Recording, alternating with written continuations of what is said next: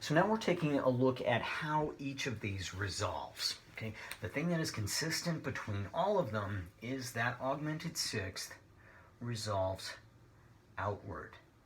Okay, so I'm going to write it in each time. Okay, C sharp is sort of an artificial T do.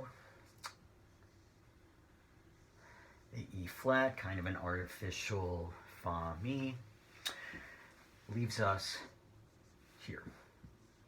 Okay, same thing in this chord here. The F, even though it is in the key signature of A minor, I kind of fudged that before. That is what's different between minor and major, and we will leave that for another day. D sharp, resolving upward by a minor second, leading tone, and the F leading downward to the E by the same interval.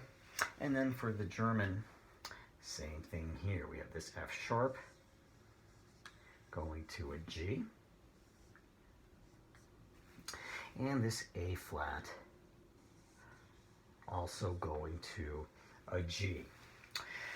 I can tell you exactly what happens in the Cinderella example, and this is what would normally happen. We've got two Gs. We don't want parallel octaves, so we're going to resolve them in different directions. You can take my word for it. This G resolves upward to an A. This G resolves downward to an F sharp in our key signature, and this gives us D, F sharp, A, D. Okay? It gives us our dominant triad. We will revisit this, but we'll just leave it at that for now. The French sixth, okay, this one here, the Re, stays the same. So we have a common tone here, and this A is going to resolve downward to a G, so I'm doing that as an angle. Those are supposed to be right on top of it. E, G, B, E, so that would be E minor, and yeah, it's, okay, I'm going to get rid of that because that's in the way. Because there's a modulation taking place, we don't actually have major 5. In this one, we kind of have a minor 5. But what is consistent about them is that they both go to 5. Like I said, we'll revisit minor at a later time. And here, for the German, okay, this E flat resolves downward to a D. And the C resolves downward to a B. And this gives us G, B, D, G, gives us our 5 triad here. Sorry, that is so small. If it has a hat, it's capitalized. Okay. Now, with the German, there is a bit of a problem. We have an A flat resolving downward by a minor second to a G. We have an E flat resolving downward by a minor second to a B.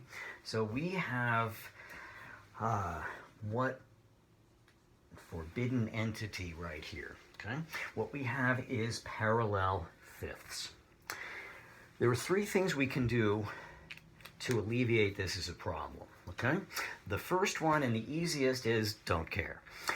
In jazz, in 20th century pop, we don't care. Parallel fifths occur all the time. I could give you a dozen examples right off the top of my head where parallel fifths are considered okay. So the next thing that we can do is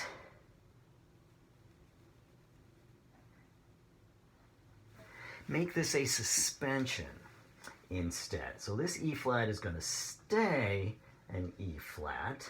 So this is a weird sounding thing. It doesn't even have a name. It's that weird.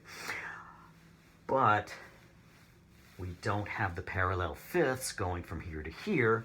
And then later on, this will resolve downwards. I can sort of write these as half notes if that makes any sense to you.